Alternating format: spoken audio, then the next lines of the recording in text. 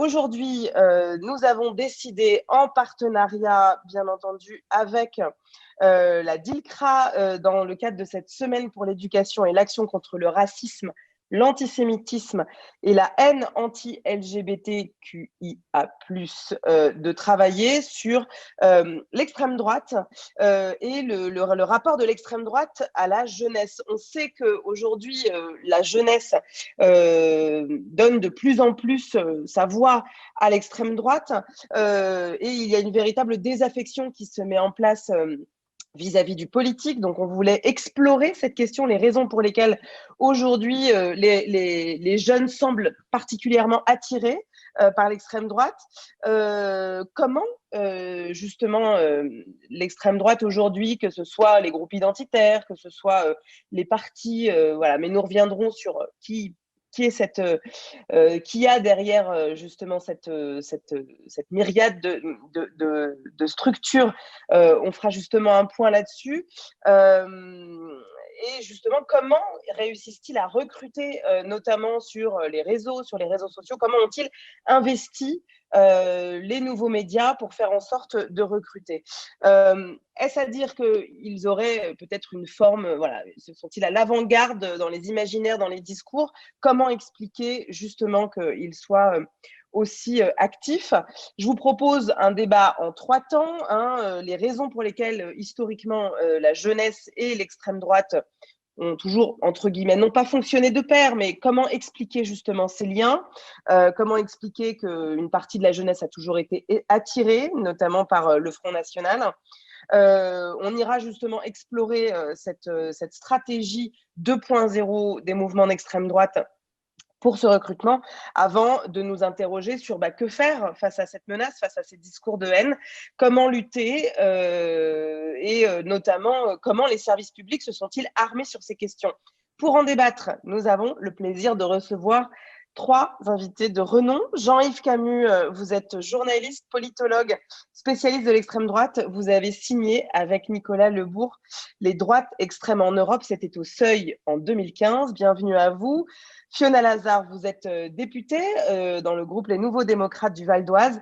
Vous avez été secrétaire de la mission d'information sur l'émergence et l'évolution des différentes formes de racisme et les réponses à y apporter à l'Assemblée nationale. Bienvenue. Enfin, Paul Conge, vous êtes journaliste et vous avez signé Les Grands Remplacés, que je conseille, une enquête sur les fractures françaises au cœur justement de ces mouvements. C'est aux éditions Arquet, c'est sorti en 2020. Voilà, donc je le répète, bienvenue à tous. N'hésitez pas à poser vos questions car celles-ci seront posées à nos invités sur le fil Facebook. Voilà, vous savez comment ça fonctionne. Peut-être première question dans cette première séquence qu'on voulait aussi un peu pédagogique, Jean-Yves Camus, comment expliquer qu'aujourd'hui, comme hier, au-delà de l'abstention, qui est quand même le premier parti chez les jeunes, l'extrême droite ait toujours eu leur préférence, entre guillemets? Alors, moi, je suis pas journaliste, j'essaye de regarder sur le temps, je suis politiste. Donc, j'essaye de regarder effectivement dans l'histoire des idées politiques ce qui fait que, à toutes les époques, une fraction de la jeunesse est attirée vers ces formes de nationalisme qu'on appelait dans les années 30 nationalisme intégral, pour ceux qui se réclamaient de l'action française, quelquefois de formes de nationalisme qui étaient assez clairement inspirées par le fascisme. Il y a une part, il y a beaucoup de facteurs, si vous voulez. D'abord, comme vous venez de le rappeler, le premier parti chez les jeunes, c'est pas l'extrême droite, c'est l'abstention. Il y a, en 2017, seulement un jeune sur 5 qui a voté aux 2 tours de l'élection présidentielle. Ça donne une idée du problème que constitue la démobilisation. Maintenant, pour ceux qui votent, c'est vrai que Marine Le Pen a fait des progrès. Elle a fait des progrès chez les 18-34 ans, 25,7% des voix en 2017, 18% en 2012. C'est une progression qui est absolument notable. Il reste cependant 2 fractures essentielles qui sont la fracture du niveau d'études et du niveau de revenus. Je ne reviens pas sur la fracture du niveau de revenus, elle va bien au-delà du public des jeunes, mais pour ce qui concerne le niveau d'études, c'est très clair. Marine Le Pen n'a rassemblé en 2017 que 16,6% des suffrages chez les lycéens et les étudiants contre 30,4% pour le candidat Emmanuel Macron, c'est un différentiel énorme, et c'est chez les jeunes actifs que l'on trouve le maximum de jeunes qui ont voté pour la candidate de ce qui était alors le Front National. Pourquoi? Pas parce que ces gens sont des fascistes, pas parce que ces jeunes sont des militants d'extrême droite, parce que ces jeunes sont souvent ceux qui se prennent de plein fouet dans la figure les multiples fractures françaises, qui sont celles, évidemment, de la difficulté à trouver un premier emploi quand on n'a pas ou peu de diplôme, de la difficulté à se loger, du fait Mhm. que lorsqu'on trouve un emploi, on a plutôt tendance à enquiller les CDD qu'à trouver les CDI, pardon, les CDD, pardon, plutôt qu'un CDI. Et puis un certain sentiment d'aliénation, de perte de repères culturels, d'une mondialisation qui va trop vite et qui bénéficie surtout, vous diront ces jeunes, si vous les interrogez, à ceux qu'ils perçoivent comme les gagnants, à ceux qu'ils perçoivent comme les premiers de la classe, et beaucoup moins à eux. Elle les met en difficulté, c'est ce qu'ils disent régulièrement, eux qui sont les moins diplômés, les moins mobiles aussi. Mhm. Les moins mobiles, il faut Et bien se mettre dans la tête que pour quelqu'un ouais. qui est peu diplômé, trouver un emploi à l'autre bout de la France, si c'est la seule chose qu'on lui propose, c'est très très difficile parce que ça veut dire se loger. Ça veut dire avoir des dépenses en plus pour un salaire qui est généralement pas un salaire énorme. Donc c'est vraiment ce sentiment d'aliénation culturelle, ce sentiment d'avenir bouché, qui débouche à un moment donné sur ce vote qui n'est pas nécessairement un vote d'adhésion. Il y a une part d'adhésion, très clairement. Le socle des valeurs des électeurs du Front National, y compris chez les jeunes, il est assez stable, hein. C'est la lutte contre l'immigration, la lutte contre l'insécurité. Mais il y a aussi une part de protestation, il y a aussi une part de désespérance, de volonté de voter pour la candidate de la seule formation politique qui n'ait pas participé au pouvoir depuis finalement la création du mouvement. Mhm. Paul Comte, justement, à l'instant, Jean-Yves Camus nous évoquait ces jeunes qui, voilà, qui subissent les fractures françaises. C'est le sous-titre hein, de votre livre. Vous les avez rencontrés. Qu'est-ce qui les attire finalement dans ces groupuscules d'extrême droite qu'on sera amené à définir, hein, bien sûr? Écoutez, il y a tout un tas de choses qui vont les attirer. Déjà, Jean-Yves Camus a bien fait le portrait un peu des variables profondes qui fait que ce jeune public va s'orienter vers un vote protestataire, un vote pour le Rassemblement national. Mais c'est vrai qu'il y a tout un tas aussi de petits groupuscules et puis aussi d'influenceurs sur Internet qui gagnent un peu leur faveur aussi. Ce qui, ce qui transparaît beaucoup dans les discours des jeunes gens que j'ai interrogés, qui ont développé une sympathie pour les discours de l'extrême droite d'aujourd'hui, c'est bon, déjà, il y a un certain déclassement social, il y a souvent une appartenance à un milieu alors périurbain, ils vont habiter en banlieue, ils vont habiter un peu dans les zones rurales, on a comme assez peu de citadins dans ces publics-là. Et ce qui ressort énormément de leur discours, mais là, il faut voir un peu, faudrait creuser un peu pour comprendre vraiment d'où ça vient, mais il y a cette idée de l'insécurité qui revient très souvent. Cette idée qu'en Mhm. fait, ils éprouvent pas seulement des difficultés sociales, mais qu'ils éprouvent aussi des difficultés vraiment liées à leur vie quotidienne. Il y en a qui font état d'agression, choses comme ça. Souvent, ce sont des expériences un peu peut-être traumatisantes qu'ils ont eues qui vont préfigurer un engagement dans un mouvement politique d'extrême droite. On a retrouvé ça assez souvent si vous vous intéressez aux militants de Génération Identitaire, par exemple, qui vient d'être dissous là, il y a quelques jours. Dans ce mouvement, très souvent, les militants vont vous dire qu'ils habitaient en banlieue, ils ont été soumis au ravage de l'insécurité, qui vont imputer, eux, à l'immigration. Et ça, pour eux, c'était un facteur d'engagement dans des mouvements qui eux-mêmes, en fait, déployaient en face un discours qui s'adaptait un peu à ces situations-là, si vous voulez. Donc, il y a vraiment un fond de déclassement social et puis aussi d'insécurité ressentie, alors ressentie ou réelle, hein, c'est un peu toujours la question. Mais en tout cas, voilà, ce sont ça les discours les plus fréquents que j'ai pu observer. Mais en même temps, il faut bien voir qu'il y a quand même toute une stratégie d'influence qui a été mise en place vis-à-vis de ce public par des mouvements d'extrême droite, mais aussi des influenceurs un peu plus isolés. On en parlera un petit peu après, mais c'est vraiment la rencontre entre une offre et une demande. Oui. Peut-être Fiona également, Lazare, je vous en prie. si vous permettez, peut-être également une forme de vote contestataire. On a une jeunesse qui est en défiance vis-à-vis de la démocratie. Il y avait une étude récemment d'Opinionway sur les liens de la jeunesse avec la démocratie, et 62% des 18-30 ans estiment que la démocratie ne fonctionne pas très bien ou pas bien du tout.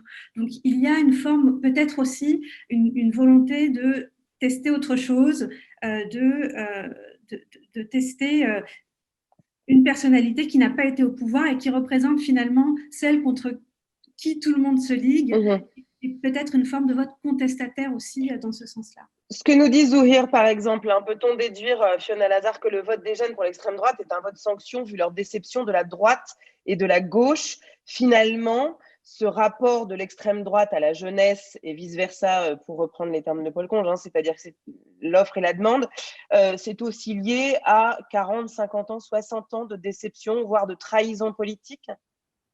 De la gauche, de la droite, et puis peut-être demain du centre. Effectivement, les chiffres sont assez inquiétants quand on regarde le rapport de la jeunesse vis-à-vis de la démocratie.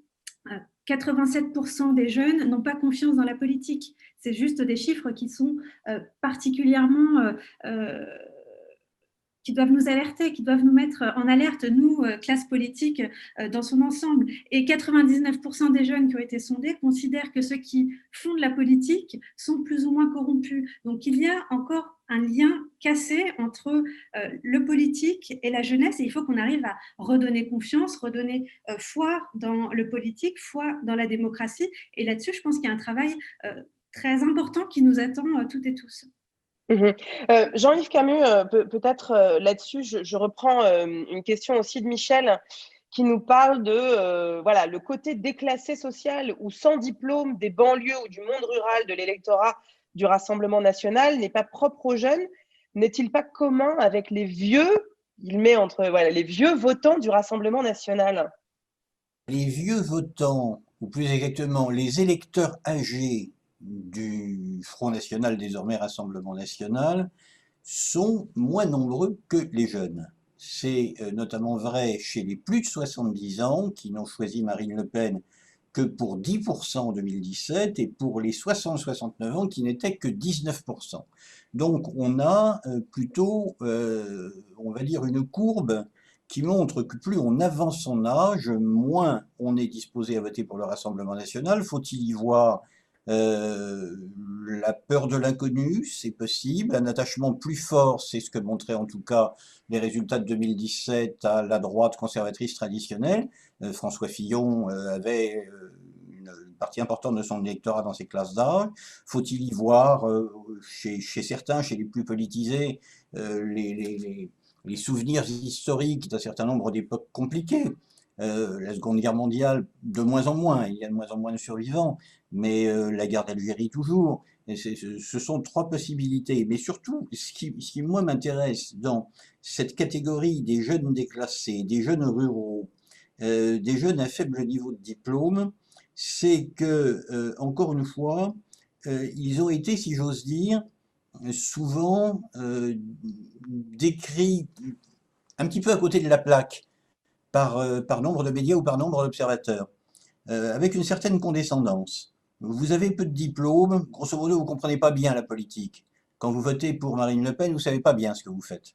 Or, quelqu'un qui a un BEP, c'est quelqu'un qui participe à la vie économique du pays, c'est quelqu'un souvent qui a choisi un métier. Alors je sais qu'il y a des métiers qu'on choisit par défaut, mais il y a aussi des gens qui en choisissent par vocation, qui choisissent des métiers manuels par vocation, des métiers qui étaient reconnus, qui étaient porteurs d'une tradition, qui étaient porteurs d'un savoir-faire qui se transmettait de génération en génération, en tout cas dans la société d'avant. En tout cas dans la société d'avant. Dans la société postmoderne où les valeurs qu'on inculque malheureusement aux étudiants et beaucoup de jeunes sont à la recherche du profit immédiat et plutôt, on va dire, les carrières rémunératrices dans le secteur des services au détriment des métiers manuels, eh bien, on a le sentiment tout simplement que ce que l'on fait n'est pas reconnu, que ce que l'on fait ne vaut rien. Je voudrais qu'on revienne quand même sur l'intitulé de notre débat qui s'intitule Extrême droite et jeunesse, 50 nuances de brun. De qui on parle, Jean-Yves Camus, quand on évoque l'extrême droite et la jeunesse? Par exemple, voilà, dans l'imaginaire collectif, l'extrême droite aujourd'hui, au-delà du Rassemblement national et encore, on pense à Génération Identitaire comme on peut penser dans les années 80 aux skinheads. Qu'est-ce que ça recouvre comme réalité aujourd'hui? Vers qui les jeunes vont comme structure? Ah, mais on ne parle pas du tout de brun, précisément. Si l'on entend par brun, la couleur brune est régulièrement associée depuis les années 30 à la triste saga du national-socialisme. Si le brun, c'est la couleur du national-socialisme, comme les chemises noires étaient l'uniforme du fascisme italien, alors ces gens ne sont ni bruns ni noirs.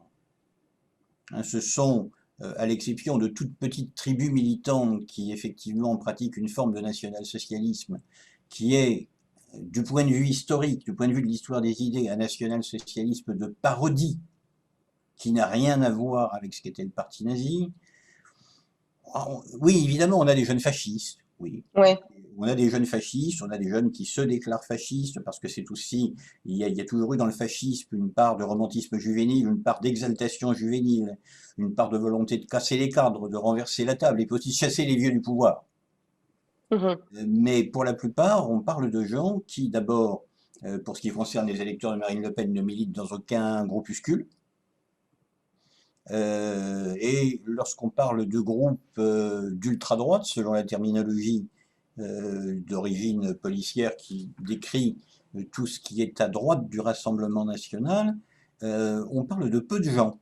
Laure Nunez, rejoignant d'ailleurs les observations de la plupart des chercheurs, expliquait récemment que l'ultra-droite en France, c'était 3000 personnes, passez-moi l'expression tout mouillé, militants et sympathisants, ce qui est un chiffre absolument égal à celui qui était donné par les sources policières il y a une quinzaine d'années. Autrement dit, c'est un petit bouillon de culture où il y a des gens qui rentrent, puis ensuite qui sortent, souvent assez rapidement, mais ça n'est pas, contrairement à ce qui se passe par exemple en Allemagne où le nombre d'activistes d'ultra-droite prompt à la violence, je reprends la terminologie allemande, est de 26 500. En France, on est à 3 000, à population égale, c'est-à-dire nos deux pays ayant une population à peu près semblable, on peut établir, on va dire, une proportion. Nous sommes beaucoup moins touchés que l'Allemagne par le phénomène. Génération identitaire, ça n'est pas un mouvement, enfin ça n'était pas, parlons-en au passé, un mouvement néo-nazi. Je suis même pas certain que c'était un mouvement néo-fasciste.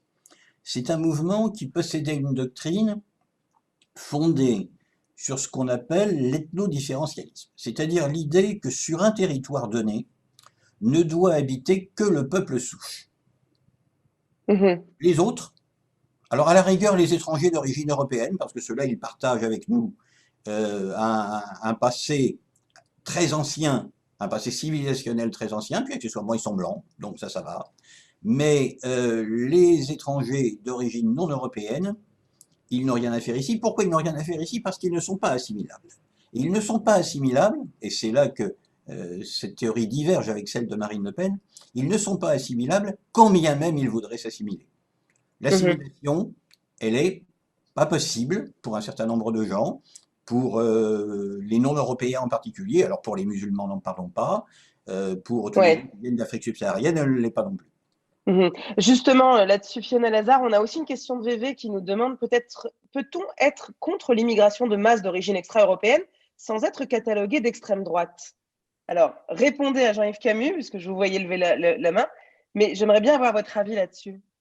Oui, je voulais rebondir sur ce que disait Monsieur Camus à l'instant, en rapport avec les travaux de la commission d'enquête parlementaire sur les groupuscules d'extrême droite, qui effectivement ne s'inquiétait pas du nombre de ces groupuscules, du nombre de ces membres d'extrême droite, mais l'inquiétude qui était celle des parlementaires lors de cette commission d'enquête, c'était d'une part le risque qu'il faisait courir pour la paix sociale, d'autre part le risque de violence et de passage à l'acte, et on l'a vu encore récemment, et troisièmement le risque terroriste. Donc ce sont des risques qui sont à prendre au sérieux. Et donc, le petit nombre ne doit pas nous conduire à prendre les choses à la légère. Et je pense qu'il faut être très vigilant et actif pour empêcher ces passages à l'acte. Sur la question de l'immigration, on parlait de génération identitaire tout à l'heure. Je pense qu'on peut aussi dire que ces groupuscules identitaires, on en a en France, mais ils ont aussi tenté de s'organiser à l'échelle européenne. Je pense notamment à l'action que Génération Identitaire avait montée avec certains de leurs homologues italiens, suédois et autrichiens, je crois, qui s'appelait Defend Europe et qui avait justement pour vocation de protéger les frontières de l'Europe. Donc on voit bien là que c'est un sujet partagé par ces groupuscules, mais la question de l'immigration n'est pas une question qui n'intéresse et qui ne préoccupe que ces groupes identitaires. Je pense que la question que l'internaute posait tout à l'heure est une question légitime. Se poser des questions vis-à-vis de l'immigration ne fait pas de cette personne un fasciste ou un militant d'extrême droite.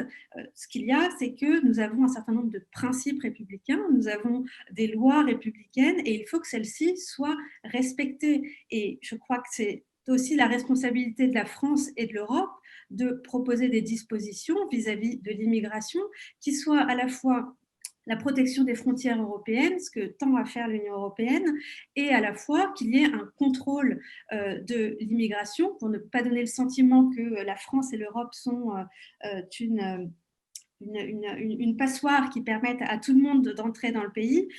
La France et l'Europe sont des terres d'asile qui doivent permettre aux personnes réfugiées de trouver un lieu où se reconstruire lorsqu'elles sont persécutées dans leur pays d'origine, mais la France et l'Europe doivent aussi pouvoir reconduire à la frontière les personnes qui n'ont pas vocation, qui n'ont pas raison légitime de rester dans notre pays, sur notre continent. Donc c'est là que tout cela doit être pris au sérieux, c'est ce que fait la France, c'est ce que fait l'Union européenne, mais je ne crois pas qu'il faille pointer du doigt certains de nos concitoyens qui s'interrogeraient vis-à-vis de l'immigration. Ces inquiétudes, ces interrogations sont légitimes. Paul Conge, avant de passer justement à la manière dont l'extrême droite recrute ces jeunes, il y a quand même quelque chose qui est aussi posé par Hassan que je trouve intéressant et que je vous donne à entendre, hein. Le succès du Rassemblement national et plus largement des mouvements d'extrême droite n'est-il pas aussi dû à la simplicité d'accès ou une forme de simplisme de leurs discours et des solutions qu'ils proposent, y compris sur des questions a priori complexes? Qu'en pensez-vous et comment vous avez justement, dans votre livre, au travers de ceux que vous avez rencontrés, alors vous avez rencontré plein de groupuscules et j'aimerais aussi bien vous entendre là-dessus, eu égard à ce qui vient d'être dit par à la fois Fiona Lazare et Jean-Yves Camus. Comment est-ce que vous avez perçu cela? Écoutez, pour rebondir juste ce qui vient d'être dit, effectivement, sur la commission qui se penchait d'enquête parlementaire qui se penchait sur l'ultra-droite, il me semblait qu'une des craintes qui était aussi véhiculée à ce moment-là, c'était la question plutôt de la banalisation des idées, et pas seulement effectivement des passages à l'acte violent, mais aussi la banalisation des idées. Et c'est vrai que Jean-Yves Camus a totalement raison sur le nombre de militants d'ultra-droite, il n'est pas vraiment en forte augmentation, on peut vraiment pas dire ça, il est même constant. Après, c'est vrai qu'il y a une petite vivacité, peut-être militante, dans certaines organisations qui fait qu'on les remarque un peu plus, et aussi des nouveaux groupes qui implémentent des stratégies nouvelles pour conquérir des nouvelles recrues. C'est vrai qu'on a quand même en ce moment, par exemple, un groupuscule qui s'appelle Les Braves, qui propose carrément presque d'aller coloniser des pays en Europe de l'Est, d'aller créer des communautés militantes là-bas pour entretenir la race blanche à l'abri, disent-ils, des ravages de l'immigration en France. Il se passe un peu les choses quand même effectivement de ce point de vue-là, mais ce qui se passe vraiment, c'est quand même une bataille culturelle qui est engagée c'est vraiment, on est sur un terrain de lutte idéologique qui est en train d'être mené de manière très efficace par tout un tas de représentants, d'idéologues de l'extrême droite d'aujourd'hui. C'est vraiment ça, à mon avis, le gros du sujet actuel. Alors justement, est-ce qu'il propose un discours simpliste? Écoutez, simpliste, je ne sais pas, mais en tout cas, il y a certaines idées politiques, un certain imaginaire qu'ils arrivent à véhiculer qui n'est pas négligeable. Prenez la théorie du grand remplacement, par exemple, hein, cette idée selon laquelle la population autochtone française serait en train d'être petit à petit substituée par une population étrangère. Bah ça, c'est comment dire, c'est une théorie dont tous les représentants, tous les homologues de Renaud Camus, donc le théoricien de cette idée, se réclame. Et c'est une idée qui est très simple à expliquer à quelqu'un. Hein. Vous lui dites, vous voyez, en bas de chez vous, il y a une mosquée qui est ouverte. Là, vous voyez une djellaba dans la rue. C'est bien la preuve que notre population est en train d'être substituée. Et ça fait fi, alors évidemment, de tout un tas de recherches en démographie, tout un tas d'études qui montrent qu'en fait, il existe un métissage, il existe une mixité des unions et des origines, et qu'on ne peut pas réduire ça à une simple substitution de population, ce qui est un non-sens en démographie. En tout cas, dans la bataille de l'imaginaire, ils arrivent clairement à avancer leur pion.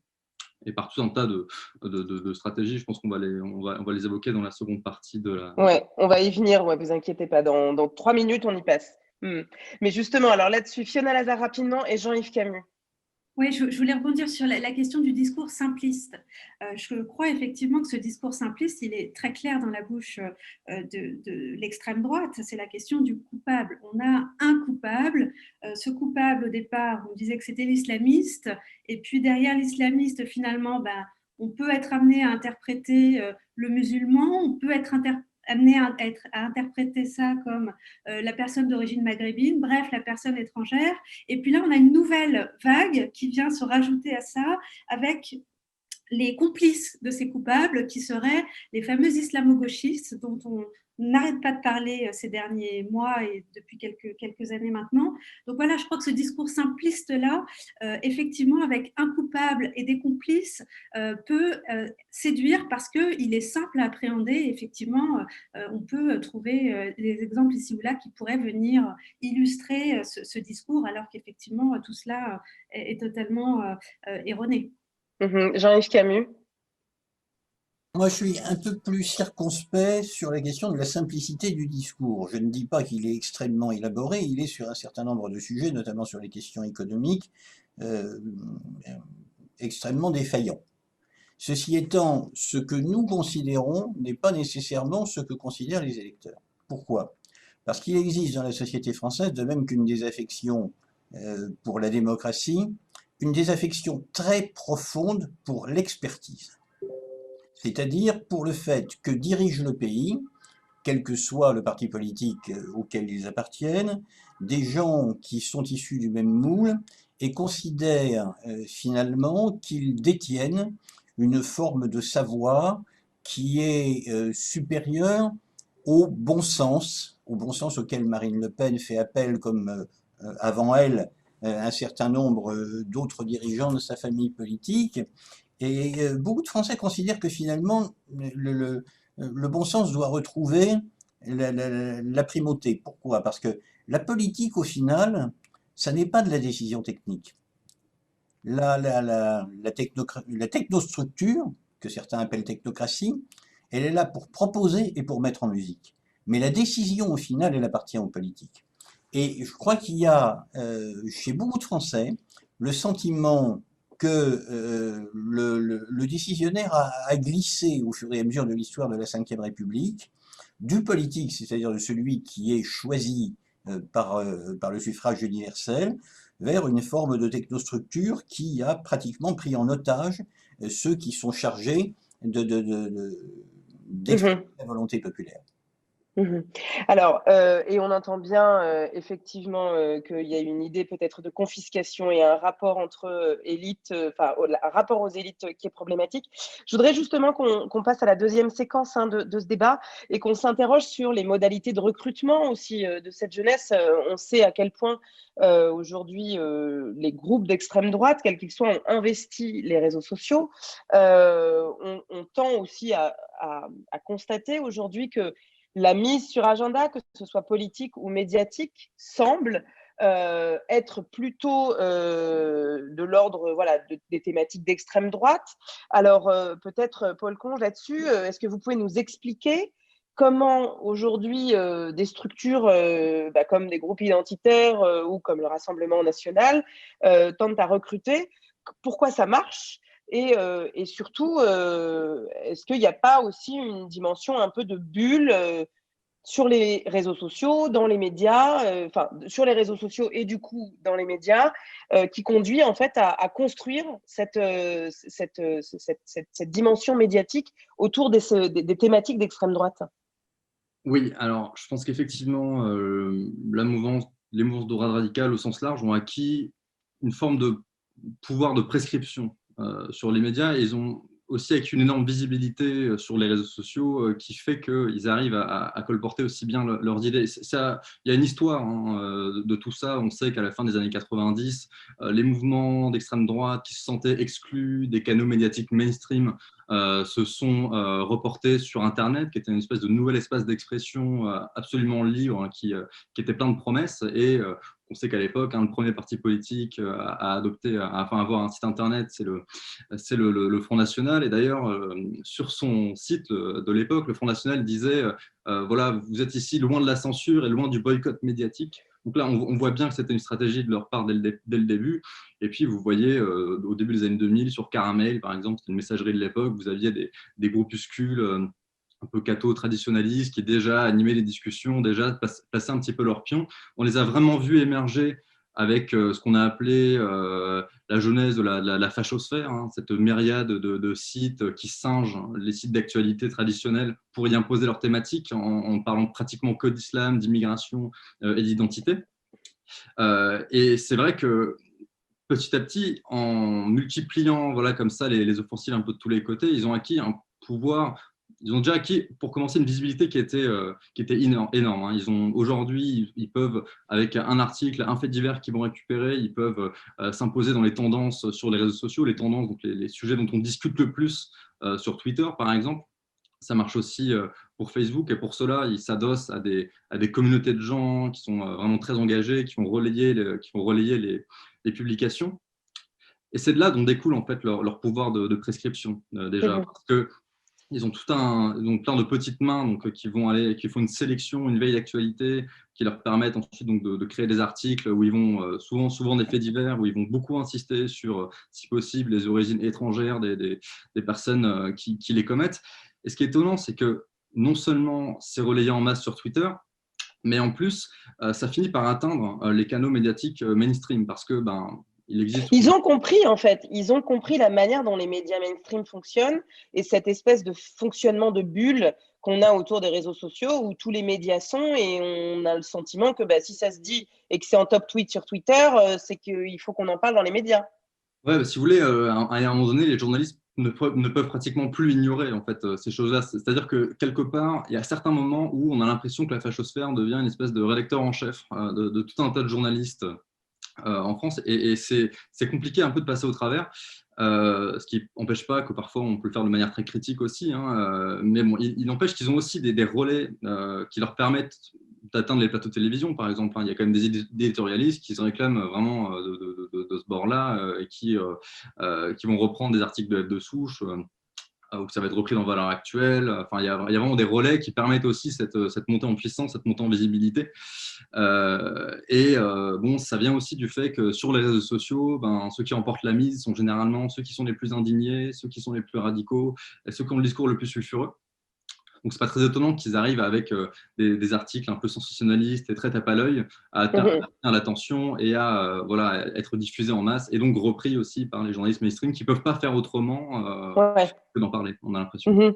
Donc, mais là-dessus, Jean-Yves Camus, je voudrais vous entendre. Alors, VV nous dit, ce qui séduit les jeunes, c'est que lutter contre l'extrême droite, c'est le politiquement correct. En gros, une forme de manque d'audace. Les jeunes en rient, s'amusent, des pleutres de plateau TV.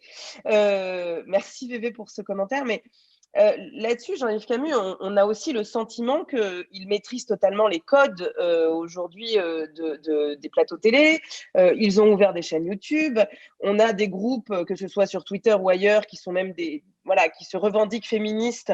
Je pense notamment au groupe Némésis, même si on ne sait même pas combien potentiellement ils sont, et qui derrière, en fait, ce faux nez féministe attaque la figure de l'homme musulman. Il y a aussi tout bêtement des têtes de gondole qu'on voit sur les plateaux télé. Et aujourd'hui, on sait l'avènement de ce qu'on appelle les émissions de talk, notamment sur des chaînes d'infos, qui invitent à tour de bras pendant des heures des gens pour commenter l'actualité. En fait, ce sont de très bons communicants, et ce depuis toujours. Il y a eu une révolution culturelle qu'ils ont bien prise, qui est effectivement celle d'Internet et des réseaux sociaux. Alors au bénéfice de l'ancienneté, si j'ose dire, moi j'ai connu l'époque des petits bulletins papier, des petites revues confidentielles. Et il faut dire que même les plus importantes d'entre elles, les mieux diffusées, bon, j'ai commencé à lire Défense de l'Occident vers 1977-78, Rivarol à peu près à la même époque. C'est vrai que tout ça c'était un peu tristoun. Et que ça ne s'adressait finalement qu'à un public de gens qui non seulement étaient convaincus, mais très souvent avaient été élevés dans cette ambiance et en fait lisaient ces feuilles parce que un ou moins de leurs parents les lisaient avant eux. C'était très vrai aussi pour les milieux d'action française d'ailleurs. Et puis à un moment donné, cette génération du papier, qui était au fond la génération des militants qui avaient encore été formés avant la Seconde Guerre mondiale, elle a disparu, elle a physiologiquement disparu. Et il n'y a aucune raison particulière pour que quelqu'un qui vient à la conscience politique au moment même où les réseaux sociaux et Internet commencent à faire l'opinion, soit moins capable que les autres de se saisir de ces nouveaux outils parce qu'il a des idées qui sont classables à l'extrême droite. Honnêtement, le niveau d'intelligence est le même, le niveau de maîtrise de la technicité des nouveaux médias est le même, et oui, à un moment donné, vous avez effectivement de jeunes militants qui se sont saisis de l'outil, en ont fait quelque chose qui décuplait leurs forces. Mais ça ne veut pas dire pour autant, et moi j'insiste beaucoup là-dessus, que Mhm. l'ensemble du phénomène soit réductible à la bulle Internet Twitter. Il Mhm. existe par exemple quelque chose qui n'est pas dans les nuances de brun du tout, qui n'est même pas totalement l'extrême droite, mais qui est fondamental, qui est la génération, j'allais dire, des nouveaux jeunes conservateurs qui est née avec la manif pour tous.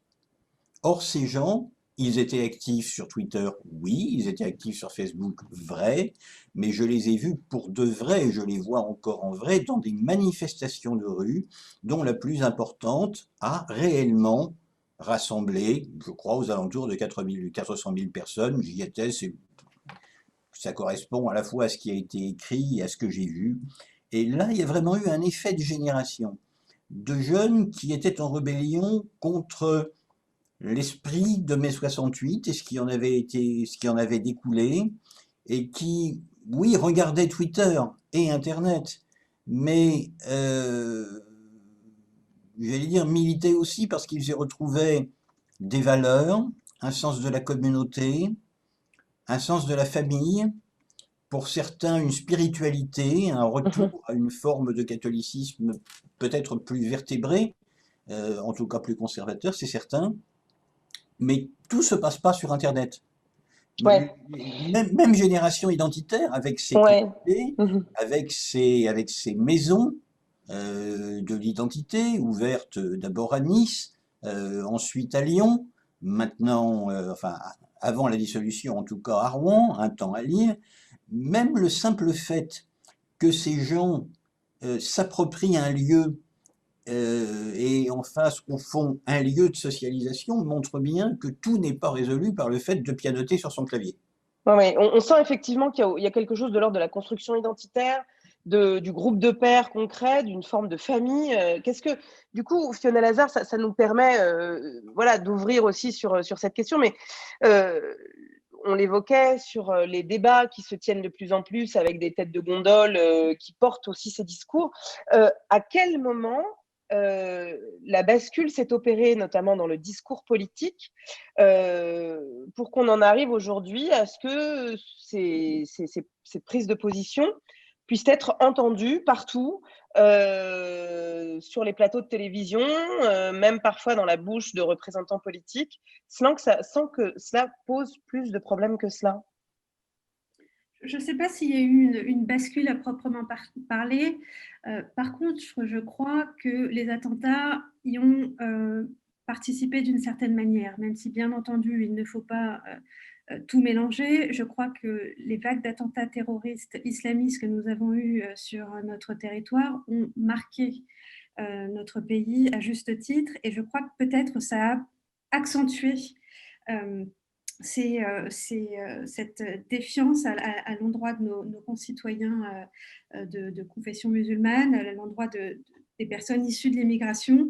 Je pense qu'il y a eu une forme de, pas de bascule, mais en tout cas les choses se sont accrues à partir de ce moment-là. Jean-Yves Camus, là-dessus, vous pensez que, par exemple, la création d'un ministère de l'identité nationale sous la présidence Sarkozy a pu, en fait, ouvrir la boîte de Pandore et légitimer ce genre de discours? Moi, c'est pas la création d'un ministère de l'identité nationale qui me pose, j'allais dire, problème sur le fond. L'idée est discutable, mais après tout, pourquoi pas? Ce qui me gêne, c'est ce qui en a été fait. C'est-à-dire le fait que ce ministère mette en route une sorte de grande consultation nationale qui se résumait au fond à ce que chacun soit invité à se rendre dans un préau d'école pour vider, si ça avait été le cerveau, ça aurait été bien, mais vider ses tripes, si j'ose dire, en exprimant tout ce qu'il pouvait avoir comme rancœur, alors comme idée pour certains, mais comme rancœur pour beaucoup, pour angoisse pour d'autres, cette espèce de grande façon de débonder, si vous voulez, pour au final accoucher de pas grand-chose, qui d'ailleurs a été une des raisons pour lesquelles Nicolas Sarkozy n'a pas profité de cette création, parce que beaucoup de ses électeurs de 2007 ont, en 2012, dit, bon, bah, écoutez, nous, on avait voté pour le Karcher, on avait voté pour l'homme qui allait fermer les frontières et sortir de Schengen, et on se retrouve quelques jours avant l'élection, je m'en souviens bien, avec Claude Guéant, qui dit, nous avons fait un gigantesque pas en avant, nous n'avons plus que 130 000 entrées légales annuelles. Ah, ils n'avaient pas voté pour ça du tout. Hein. Ouais. Donc, l'idée elle-même, pourquoi pas? Ensuite, à qui on donne ce portefeuille, la façon dont se passe le débat, ce décalage qui, à mon avis, a beaucoup joué en faveur de Marine Le Pen entre les promesses faites par le candidat Sarkozy et ce qui s'est retrouvé en termes de bilan, ça, par contre, c'est une faute politique. Il y a Michel qui nous dit, et peut-être là-dessus, Fiona Lazare, vous allez pouvoir nous répondre rapidement parce qu'on a encore une thématique à explorer. Est-ce que donner accès à la télévision aux décolonialistes, aux féministes extrémistes, soi-disant antiracistes, ne pousse pas de plus en plus de personnes à voter Rassemblement national par rejet de ces idées qui les choquent? Est-ce qu'il ne faudrait pas se poser la question inverse? Tout à l'heure, on évoquait le fait que sur certaines chaînes d'information en continu, on ait donné la parole régulièrement, y compris à des personnes condamnées pour racisme tous les soirs à l'heure de grande écoute. Je pense qu'on peut se poser la question dans l'autre sens. Après, effectivement, le rôle du CSA, c'est de s'assurer que les temps de parole soient équilibrés et que la déontologie, que le respect des différentes lois de notre pays, la liberté d'expression en fait partie, puisse être respectée. Et en cela, un renforcement des pouvoirs du CSA peut s'avérer nécessaire. Je voulais rebondir sur ce que vous évoquiez tout à l'heure sur la question de l'identité nationale. L'une des recommandations que nous avons faites dans notre mission d'information sur l'émergence des racismes et des solutions à y apporter, c'était l'idée d'avoir des politiques mémorielles qui permettent de traduire l'histoire de France dans toute sa richesse, en érigeant à la fois des statues ou des stèles, en choisissant des noms de rues, des noms de bâtiments, qui prennent en compte toute la diversité de la France, qui vont également commémorer la résistance à l'esclavage ou à la colonisation. Et tout ça, je pense que ça doit faire partie de ce projet, je ne vais pas dire d'identité nationale, mais ce projet qui nous permette de faire France tous ensemble. Et en ce sens, moi, je veux saluer l'initiative qui a été prise par le président de la République avec son recueil Portrait de France, qu'il a confié à l'historien Pascal Blanchard, qui a permis de réaliser 318 fiches de personnes qui ont marqué l'histoire, issues de la diversité, pour que les maires et institutions puissent se saisir de ces fiches et donner une visibilité, une représentativité à toutes ces personnes issues de la diversité qui ont aussi fait notre histoire. Paul Conge, vous vouliez réagir? Oui, je voulais juste réagir sur la question qui a été posée par l'auditeur juste avant. C'est vrai que cette idée, cette lassitude vis-à-vis du politiquement correct, entre guillemets, enfin en tout cas les discours effectivement féministes d'aujourd'hui, anti-racistes, beaucoup de jeunes gens que moi j'ai interrogés me faisaient part de leur souhait d'un politiquement incorrect qui était à leurs yeux incarné par les nouveaux influenceurs qui rencontraient sur Internet, qui sont généralement de droite, mais il y en a aussi beaucoup qui sont d'extrême droite aujourd'hui. On peut en citer quelques-uns, mais je vais les citer d'ailleurs. Vous avez par exemple Papacito, vous avez Raptor, vous avez Cro-Blanc, vous en avez tout un paquet. Et ce sont des jeunes gens qui non seulement proposent un discours, disons, un peu anti-mainstream, mais en plus qui ont un certain talent formel, un humour vraiment ravageur qui leur permet de s'adresser de manière très efficace à ces audiences-là. On est quand même en plus, pardon, mais vous citez Papacito, mais on est quand même dans du monsieur viriliste, très masculiniste aussi. Il vous campe le viriliste franchouillard complètement, mais en plus il a une répartie cinglante, il vous fait 12 gags à la minute. Ce sont vraiment des discours qui sur Internet fonctionnent très très bien et qui deviennent viraux de manière quasiment automatique. Vous regardez ses scores sur YouTube, c'est hallucinant. Et ce qui est intéressant, c'est que ça se répercute aussi en librairie, ce qui vend des dizaines de milliers de ses ouvrages. Alors que bon, à l'origine, c'est pas quelqu'un qui a évolué dans un mouvement politique d'extrême droite. Il a un petit parcours militant, il est même passé par le front de gauche. Il a un petit parcours militant, mais il s'est vraiment construit un peu tout seul. Et ça qui est intéressant dans les influenceurs actuels, c'est qu'ils sont pas passés par des partis, des mouvances qu'on connaît. Pas tout, certains en partie, hein, bien sûr, mais pas tous.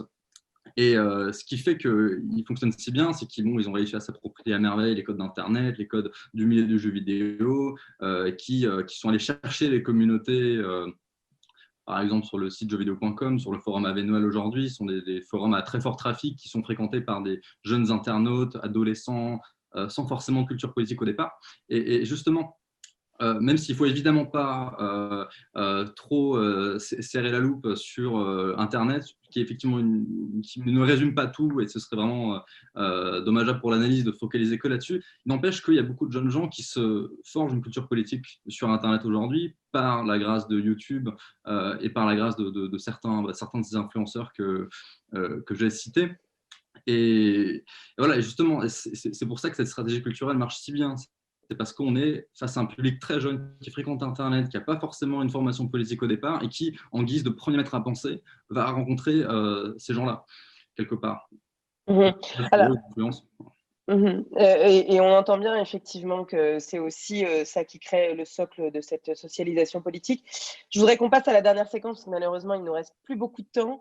C'est qu'est-ce qu'on fait pour lutter contre ces discours de haine, que ce soit sur Internet ou ailleurs d'ailleurs. Comment on lutte Fiona Lazare, on reviendra sur le rapport que vous avez participé à écrire et que vous avez remis. Mais je voudrais quand même, Paul Conge, que vous gardiez la parole, parce que Sarah nous dit, on voit que dans les politiques actuelles, les jeunes se sentent de plus en plus invisibles, écartés, méprisés, comme en ce moment pendant la crise, on peut le témoigner, voilà, la crise peut le témoigner. Est-ce que c'est source de radicalisation politique? Certainement, mais moi je tirerais les choses, c'est si on sort du mépris et de l'invisibilisation de ces jeunes, est-ce qu'on a une chance de les récupérer, entre guillemets? Alors là, sur le fait de récupérer les jeunes, j'en sais rien. Je vais peut-être plutôt laisser la parole à la députée qui est parmi nous. Mais sur l'aspect invisibilisation, mépris, etc., est-ce que ça, c'est des discours que vous avez entendus? Oui. Alors, on parlait du mépris social tout à l'heure. On peut peut-être même parler presque d'un racisme de classe par rapport à certains, par rapport à toute une jeunesse, notamment une jeunesse rurale. Si je prends l'exemple, moi, je me suis intéressé aux milieux qui font du tuning, par exemple, dans le sud-ouest de la France. On est typiquement dans ce qu'on disait tout à l'heure. C'est une jeunesse qui est reléguée, qui voit ses services publics s'éteindre, les clubs de sport fermés, il n'y a plus de fanfare, il n'y a plus rien, les magasins ferment. Et ils ont l'impression d'être complètement oubliés du discours politique. Et du coup, dans le discours médiatique des représentants de l'extrême droite, par exemple les représentants du Rassemblement national, ils vont beaucoup apprécier un peu leur aplomb, leur discours un peu protestataire. C'est quelque chose qui marche très très bien chez eux. Ils vont s'échanger des extraits de leur passage télé sur les réseaux sociaux. Ouais, le fait d'être l'impression d'avoir été abandonné par la classe politique ou ce qu'ils ont identifié comme étant l'élite, je pense qu'effectivement c'est un levier assez important pour eux pour se tourner vers alors, là, plutôt pour le Rassemblement national, en l'occurrence. Ouais. Jean-Yves Camus, qu'est-ce que vous en pensez? Michael nous dit la jeunesse cherche des idées nouvelles et suit la promesse des changements rapides et radicaux. Et aujourd'hui, il n'y a que le FN pour tenir un tel discours, car les autres mouvements politiques sont plus réalistes. Il y a aussi en fait une part d'envie de rêver, de romantisme derrière ça, et remettre la question sociale au centre va permettre de lutter contre ça? Vous croyez pas si bien dire. Envie de rêver, c'était le nom juridique de l'association qui servait de structure porteuse au bar de Serge Ayoub, qui avait fermé donc à la suite de l'affaire Méric. Clément Méric, un militant antifasciste qui a été tué effectivement dans une bagarre il y a quelques années. Alors moi, je fais partie de la génération vaccinée, comme celle d'avant moi, contre toutes les utopies de l'homme nouveau. C'est-à-dire que tous les rêves de repartir à zéro me sont éminemment antipathiques. Et je mets en garde contre justement cette tentation de se dire, mais voilà des gens qui vont tout refaire à neuf. On fait jamais rien à neuf, en fait. Mais c'est vrai qu'il y a une envie comment dire, il y a une envie de retrouver peut-être une, une dimension de l'homme qui ne soit pas simplement celle du profit, pas simplement celle de la carrière, euh, et qui renoue peut-être avec un sens de la communauté, qui débouche sur une interrogation sur l'essence de la communauté nationale qui est dévoyée, mais il n'empêche que si cette question aujourd'hui taraude autant de Français, c'est bien qu'elle se pose et on peut lui apporter des réponses qui ne sont pas celles des groupes dont nous parlons. Maintenant, il y a quelque chose de fondamental, mais là c'est mon avis strictement personnel. L'une des façons de lutter contre ces groupes, me semble-t-il, est d'inciter de plus en plus, notamment les plus jeunes, à se déconnecter de ce qui pollue leur esprit et leur jugement. On ne fait pas son jugement politique à partir de Twitter et des réseaux sociaux. On le fait, alors ce que je dis est peut-être éminemment réactionnaire, mais ça pose aussi un certain nombre de questions sur la direction à donner à l'école et à l'enseignement public. On fait ses idées politiques à partir des lectures, à partir des livres et à partir des maîtres. Voilà, on peut peut-être aussi revenir à ça. Alors, Fiona Lazare, avant de vous passer la parole justement sur comment on lutte, je voudrais lire la remarque de Cyril qui nous dit « L'identité nationale a créé une angoisse violente chez nos jeunes qui ont un lien avec l'immigration et les identités multiples et qui, pour beaucoup d'entre eux, vivent dans les quartiers populaires.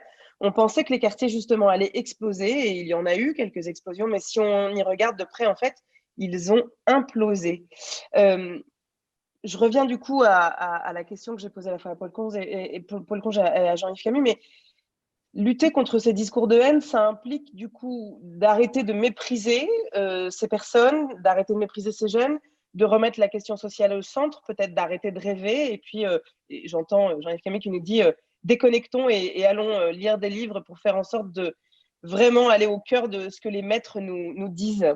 Mais du coup, qu'avez-vous à préconiser eu égard au travail que vous avez fait avec votre mission à l'Assemblée nationale? Alors peut-être l'une des préconisations qui a été faite, pour rebondir sur ce que disait M. Camus à l'instant, et qui était la deuxième recommandation de cette mission d'information, c'était d'augmenter le nombre de postes de professeurs et de maîtres de conférences qui sont dédiés aux questions de génocide, d'esclavage, de colonisation, qui sont toujours des sujets difficiles, mais qui doivent être enseignés par des professionnels. Donc, typiquement, je pense que là, on se rejoint avec M. Camus. C'est également, en fait, ça passe par plusieurs choses. Vous avez évoqué la question sociale. Je crois que la question sociale, elle est primordiale. Vous avez parlé des des quartiers prioritaires. On parle aujourd'hui de jeunesse sacrifiée avec le Covid. La situation de la jeunesse était compliquée avant le Covid. Elle l'est d'autant plus en cette période de Covid et elle l'est encore plus dans les quartiers populaires. Donc oui, la question, elle est éminemment sociale. Elle est sociale, mais pas que. Il y a également cette question de réponse pénale aux infractions racistes qui doit être mieux gérée, mieux appréhendée. On parle beaucoup, notamment dans les quartiers populaires, de la question du racisme dans la police. Et on a eu récemment un exemple malheureux. Une des propositions de notre mission d'information est de faire en sorte qu'il y ait un défenseur des droits qui participe aux travaux de l'IGPN ou de l'inspection générale de la gendarmerie. C'est également plus de mécanismes de prévention, de contrôle, de sanctions pour mieux combattre les comportements racistes au sein de la police, au sein de la gendarmerie, mais plus largement d'ailleurs au sein de l'administration, puisque l'administration a ce devoir d'être exemplaire. On a beaucoup parlé d'Internet depuis tout à l'heure et c'est normal parce qu'aujourd'hui, ça fait partie de nos vies, ça fait partie de ce qui nous aide à nous informer et aussi parfois à nous construire peut-être un peu trop cette vie sociale. Clairement, la question de la haine en ligne, du racisme sur les réseaux sociaux doit être renforcée. Il y a eu une proposition de loi Avia qui avait été retoquée.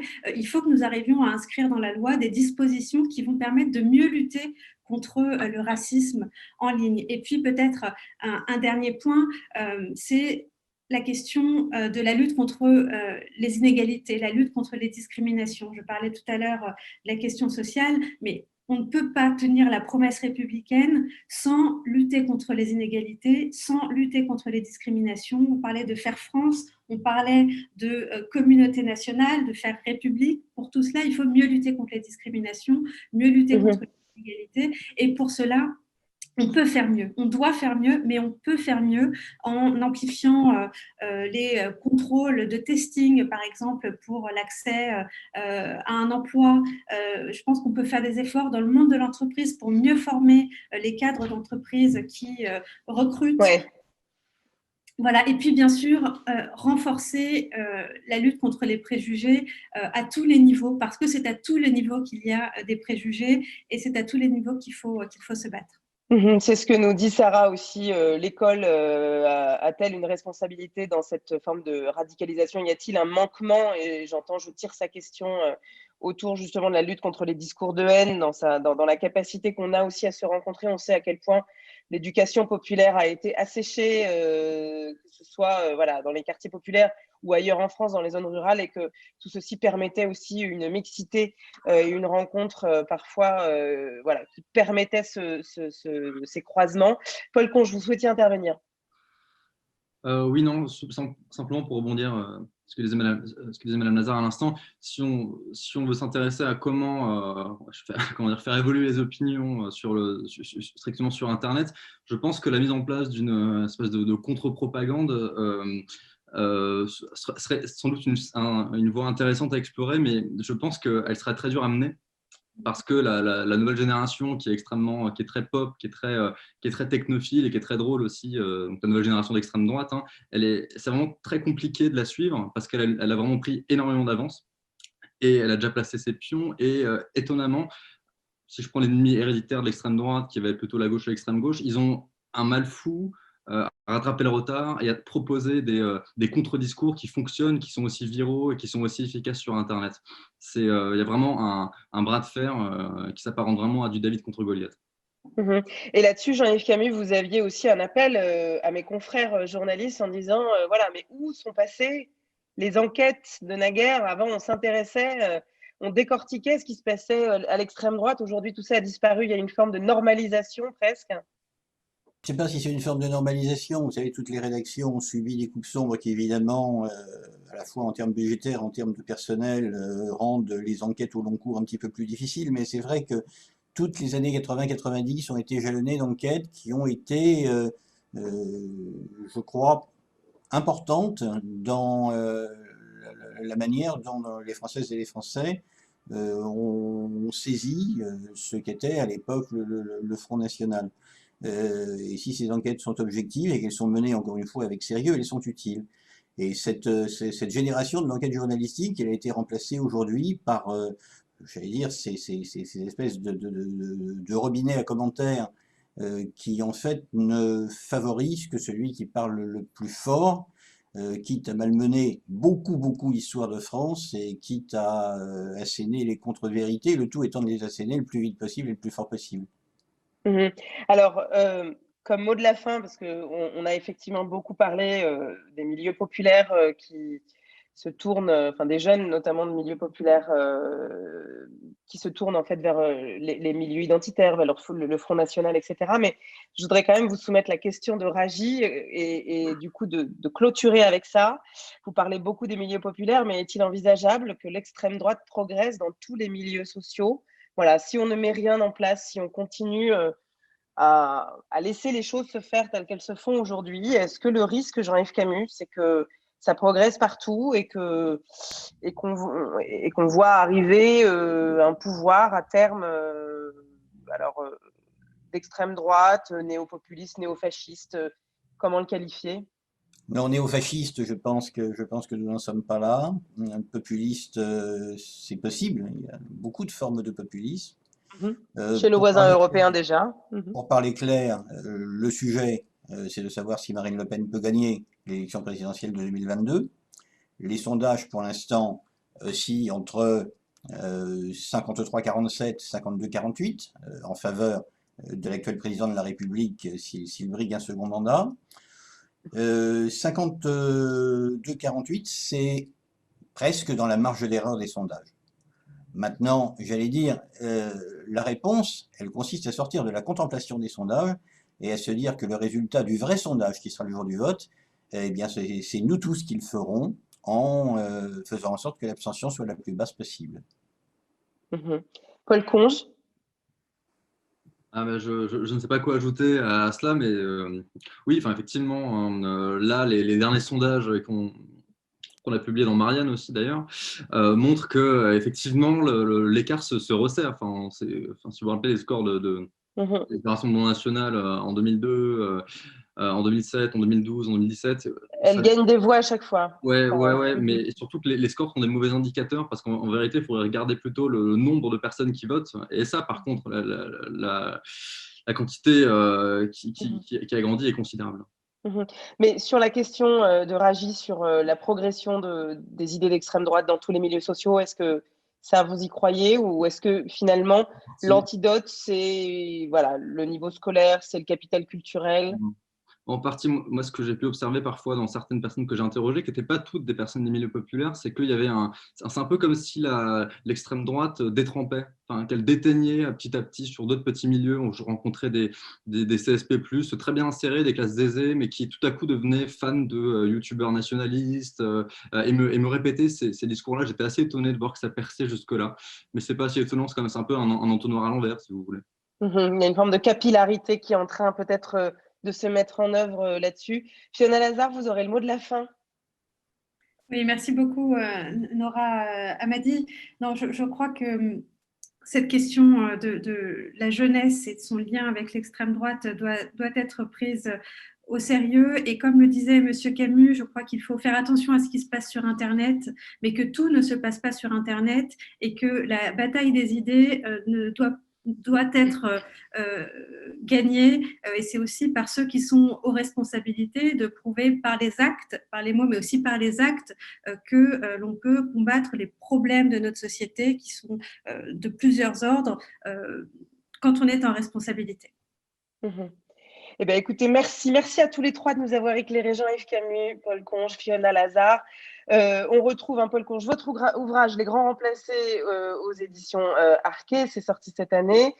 Jean-Yves Camus, vous avez signé, c'était Au Seuil, les droites extrêmes en Europe en 2015. Merci à tous les trois. Alors, je vous rappelle que, bien entendu, ce débat a été fait dans le cadre de la Semaine d'éducation et d'action contre le racisme, l'antisémitisme et la haine anti-LGBTQI.